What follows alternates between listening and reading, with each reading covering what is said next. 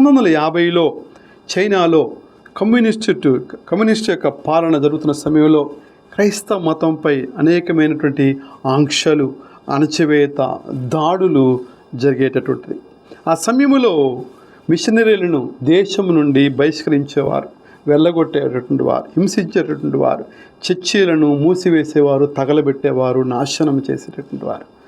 ఒక చిన్న గ్రామంలో క్యాథలిక్ చర్చిపై సైనికులు దాడి చేసి అక్కడ ఉన్నటువంటి ఫాదర్ని ఒక గదిలో బంధించి ఆ చర్చిలో ఉన్నటువంటి వస్తువులను, పవిత్ర వస్తువులన్నీ కూడా నాశనం చేసి దివ్య మందసపు పెట్టెను పగలగొట్టి అందులో ఉన్నటువంటి దివ్య సప్రసాదాన్ని చెల్లాచెదురు చేసి తొక్కి అగౌరవపరిచి చెల్లాచెదురు చేసి అమానుషముగా ప్రవర్తించి ఉన్నారు. ఈ సంఘటనను గదిలో బంధించబడినటువంటి ఆ గురువు చూసి ఎంతో చలించిపోయాడు, కుమిలిపోయేటటువంటి వాడు.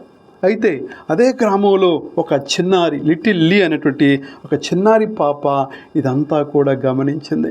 ఆమె ప్రతిరోజు చర్చికి రహస్యముగా వచ్చేది, ప్రార్థన చేసుకోవడానికి వచ్చేది. మరి ముఖ్యంగా రాత్రిపూట ఆ సైనికులు వెళ్ళిపోయిన తర్వాత ఆమె ఒక గొప్ప నిర్ణయం తీసుకుంది. ప్రతిరోజు సైనికులు నిఘా ఉన్నప్పటికీ కూడా ఆ పాప ప్రాణాలు తెగించి ప్రతిరోజు ఆమె నక్కుంటూ ఆ దేవాలయంకి వెళ్ళి దొంగచాటుగా ప్రవేశించి నేలపై పడి ఉన్నటువంటి ఆ దివ్య సప్రసాదం ముందు మోకరించి 1 గంట సేపు ఆరాధించి ఆమె చేతులతో ముట్టుకోవటానికి భయపడింది. కాబట్టి ఆమె నాలుకతో ఆ దివ్య సప్రసాదాన్ని స్వీకరించింది.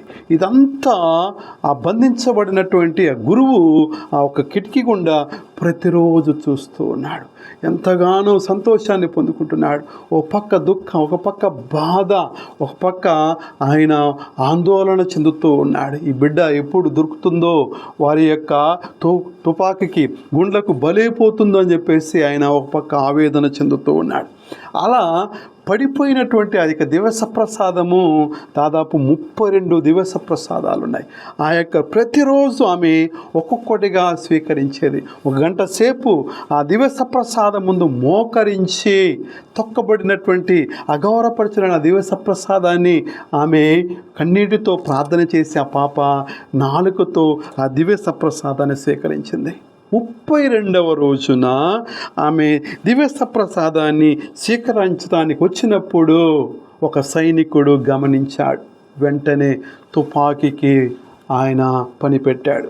ఆమెను తుపాకీ గుండ్లతో ఆమెను కాల్చి చంపివేసి ఉన్నాడు. ప్రియమైన సోదరి సోదర, కనుక ఈ సంఘటన ఆ గురువును, ఆ గ్రామాన్ని ఎంతగానో కదిలించి వేసింది. ఆ బిడ్డ యొక్క విశ్వాసము ఎంతగానో ప్రభావితం చేసింది. దివ్య సప్రసాదం పట్ల ఆమె చూపించినటువంటి ప్రగాఢమైన ప్రేమ, విశ్వాసము, ఆసక్తి, దప్పిక, మరణము సైతము లెక్క చేయకుండా ఆమె ధైర్యము చేసి ప్రతిరోజు కూడా ఆ యొక్క సైనికుల యొక్క కళ్ళు కప్పి ఆమె యొక్క దేవాలయంలో ప్రవేశించి ఆ దివ్య సప్రసాదము కోసము తప్పించిన దహించి వేసబెట్టినట్టు ఆ యొక్క హృదయాన్ని చూసి ఆ గ్రామమంతా చలించిపోయింది. కనుక కోట్లాది మంది క్రైస్తవ హృదయాల్లో ఈమె ఎంతగానో ప్రభావితం చూపింది. విశ్వాసములో ఆమె స్ఫూర్తిదాతగా నిలిచింది. కనుక ఈ సంఘటనను ప్రాచుర్యం తెచ్చిన వారు ఎవరంటే ఆర్చ్ బిషప్ ఫుల్టన్ చేసినటువంటి ఈ వ్యక్తి గొప్ప రేడియో ప్రసంగికుడు,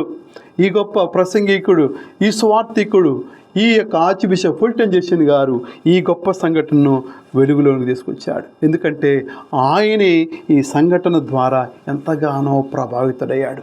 ఆ బిడ్డ మరణాన్ని సైతం లెక్క చేయకుండా ప్రతిరోజు 1 గంట సేపు ఆరాధించి నాలుకతో ఆ యొక్క దివ్య సప్రసాదాన్ని స్వీకరించటము అతన్ని ఎంతగానో ప్రభావితం చేసింది. కనుక ఆమె వల్ల ప్రభావితమైనటువంటి ఈ యొక్క ఫుల్టన్ జేసన్ గారు ఒక నిర్ణయం తీసుకున్నాడు.